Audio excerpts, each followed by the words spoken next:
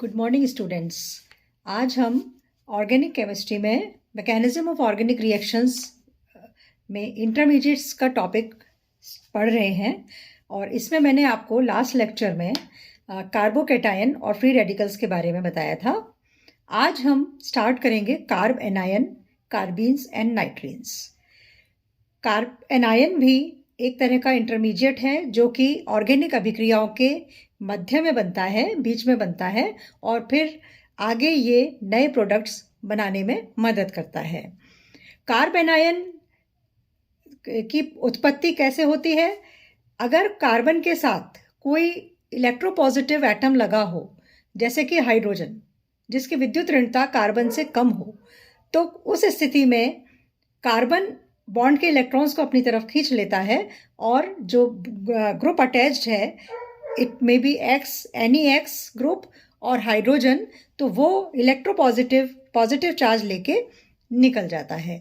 For example methane में से अगर एक हाइड्रोजन आयन निकल जाए, पॉजिटिव चार्ज हाइड्रोजन आयन, तो कार्ब एनायन हमें मिलता है। ये क्योंकि बॉन्ड के इलेक्ट्रॉन्स का अनइवन डिस्ट्रीब्यूशन है, इसलिए ये विषमांश विघटन या हिट्रोलिटिक फिशन का एक एग्जाम्पल है। इसके टाइप्स देखिए, जिस तरह से कार्बोकैटायन और फ्री रेडिकल्स में होते हैं, उसी तरह कार्बन एटम के नेचर को देखते हुए इनको हमने एल्किल कार्बन आयंस में 4 टाइप्स में विभाजित किया है: Maithil carbon ion, primary carbon ion, secondary carbon ion और टर्शरी कार्बन आयन।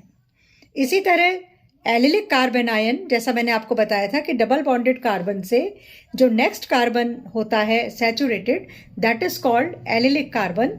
तो अगर एलिलिक कार्बन के ऊपर नेगेटिव चार्ज है तो एलिलिक कार्बन आयन कहलाता है, और अगर बेंजीन के ऊपर कोई मैथिल ग्रुप लगा हो और एक हाइड्रोजन आयन इसमें से निकल जाए तो बेंजिल कार्बन आयन हमें प्राप्त होता है। ये अनलाइक फ्री रेडिकल और कार्बोकैटायन, जिनकी ज्योमेट्री sp2 हाइब्रिडाइजेशन होता है और ट्राइगोनल प्लेनर ज्योमेट्री होती है, इसमें sp3 हाइब्रिडाइजेशन होता है और इसकी ज्योमेट्री, क्योंकि sp3 हाइब्रिडाइजेशन है इसलिए टेट्राहेड्रल ही इसकी ज्योमेट्री होती है। और इसमें जैसे स्ट्रक्चर मैंने आपको बताया ज्योमेट्री का, टेट्राहेड्रन के sp3 हाइब्रिडाइज्ड ऑर्बिटल में ही इलेक्ट्रॉन पेयर रहता है। स्टेबिलिटी को हम प्रेरण प्रभाव या इंडक्टिव इफेक्ट से समझाते हैं। इसमें देखिए, जैसे हमने आपको बताया कि एल्किल ग्रुप जो है वो प्लस आई इंडक्टिव इफेक्ट दिखाते हैं, तो कार्बन जो कि नेगेटिव है और उसके साथ जितने ज़्यादा एल्किल ग्रुप्स लगे होंगे, तो और एल्किल ग्रुप्स का प्लस आई प्रेरण प्रभाव है, तो वो उस कार्बन को, जो कि ऑलरेडी नेगेटिवली चार्ज्ड है, उस कार्बन को इलेक्ट्रॉन्स प्रदान करते हैं। तो ऐसी स्थिति में वो कार्बन स्थायी होने की अपेक्षा और भी ज़्यादा अस्थायी हो जाता है। यानी जितने ज़्यादा alkyl groups carbon negative charge containing carbon पर लगे होंगे, वो उन एल्किल ग्रुप्स जो है वो उस कार्बन को अस्थायी करेंगे, ना कि स्थायी करेंगे। कार्बोकैटायन में कार्बन पॉजिटिवली चार्ज होता है, तो जब एल्किल ग्रुप्स का नेगेटिव चार्ज उस कार्बन पर आता है तो वो न्यूट्रलाइज हो जाता है। लेकिन यहाँ पर कार्बन आयन की केस में जो कार्बन ऑलरेडी नेगेटिव है, उसको अगर और ज़्यादा एल्किल ग्रुप्स नेगेटिव चार्ज देते हैं तो वो और भी ज़्यादा अस्थायी हो जाएगा। इसलिए इसका जो ऑर्डर ऑफ स्टेबिलिटी है वो कार्बोकैटायन के बिल्कुल रिवर्स है। यहाँ पर मैथिल कार्बन आयन सबसे ज़्यादा स्थायी होगा, उसके बाद उससे कम स्थायी होगा प्राइमरी कार्बन आयन, उससे भी कम स्थायी होगा सेकेंडरी कार्बन आयन, और सबसे कम स्थायी होगा टर्शरी कार्बन आयन। तो इसको आप अच्छे से ध्यान रखिए कि कार्बोकैटायन और कार्बन आयन के जो ऑर्डर ऑफ स्टेबिलिटी है वो बिल्कुल अपोजिट होती है। इसी तरह एलिलिक कार्बन आयन भी है, जो कि अपने को अनुनाद के द्वारा स्थायी करता है। और उसका जो स्टेबिलिटी है वहाँ पे भी हम कार्बोकैटायन में भी हम अनुनाद से ही समझाते थे, यहाँ पर भी अनुनाद से समझाएंगे, लेकिन जो बॉन्ड का डीलोकलाइजेशन है, डिस्प्लेसमेंट है, वो अब अपोजिट डायरेक्शन में होता है। इसी तरह बेंजिल कार्बेनायन है, यहाँ भी देखिए कार्बेनायन या नेगेटिव चार्ज जो है वो बेंजीन के या एरोमेटिक कोई भी सिस्टम हो उसके जो डबल बॉन्ड है रिंग के अंदर उसके साथ ये कॉन्जुगेशन में होता है, और जब भी कॉन्जुगेशन में कोई चार्ज होगा डबल बॉन्ड के साथ तो वहाँ पर डिस्प्लेसमेंट या डीलोकलाइजेशन की संभावना बनती है और हमें अनुनादी संरचनाएं मिलती हैं। तो इस तरह से बेंजिल कार्बेनायन जो है वो भी अनुनाद के द्वारा अपने को स्थायी करता है और यह एलिलिक कार्बेनायन से ज़्यादा स्थायी होता है। तो दिस इज अबाउट कार्बेनायन। इसमें बच्चों जो भी मैं आपको इंटरमीडिएट्स बता रही हूँ इसमें आपको स्टार्टिंग से सारा कुछ राइटिंग में जब आप आंसर लिखेंगे तो how it is formed, what is the intermediate carbanion क्या है, हाउ इट इज़ फॉर्म्ड, इसकी ज्योमेट्री क्या है, इसका हाइब्रिडाइजेशन क्या है, और आप इसका ऑर्बिटल स्ट्रक्चर बनाएंगे। फिर आप इसके टाइप्स बताएंगे कितने टाइप्स के होते हैं, ऑर्डर ऑफ स्टेबिलिटी आप बताएंगे, और स्टेबिलिटी को किस तरह से एक्सप्लेन किया जाता है वो भी आप मैकेनिज्म के साथ ही समझाएंगे। तब जाके आपका एक इंटरमीडिएट का ये टॉपिक कंप्लीट होता है। तो you right it down, consult the books, और बुक्स के साथ कंसल्ट करके आप जो हम नोट्स आपको बता रहे हैं पीडीएफ में भी मैंने आपको दिया है और यहाँ मैंने आपको समझाया है, तो इन सबको कंबाइन करते हुए आप अपने नोट्स बनाएं। नेक्स्ट जो इंटरमीडिएट है दैट इज कार्बीन्स। कार्बीन्स के पास भी इसमें जो कार्बन होता है उसमें 6 इलेक्ट्रॉन्स होते हैं कार्बन के आउटरमोस्ट शेल में। तो यानी 2 तो अनबॉन्डेड होते हैं, नॉन बॉन्डेड होते हैं, और जो 2 इलेक्ट्रॉन्स हैं वो बॉन्डेड होते हैं, यानी किसी भी दूसरे एटम के साथ वो बॉन्ड बना रहे होते हैं। तो कुल मिला के इसके पास 6 इलेक्ट्रॉन्स होते हैं और एक जो लोन पेयर है वो नॉन बॉन्डेड अवस्था में रहता है।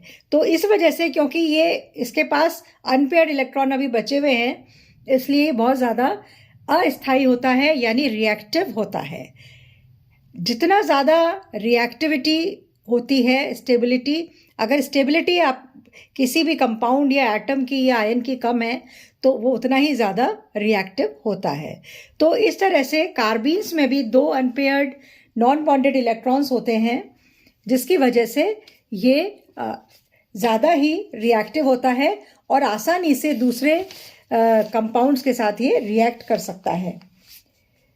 और ये मिथिलीन के अस्थायी व्युत्पन्न होते हैं। कार्बन इसमें बाइवेलेंट या द्विसंयोजी होता है, जैसा मैंने आपको अभी बताया। ये जो कार्बीन्स हैं ये 2 तरह के होते हैं, सिंगलेट और ट्रिपलेट।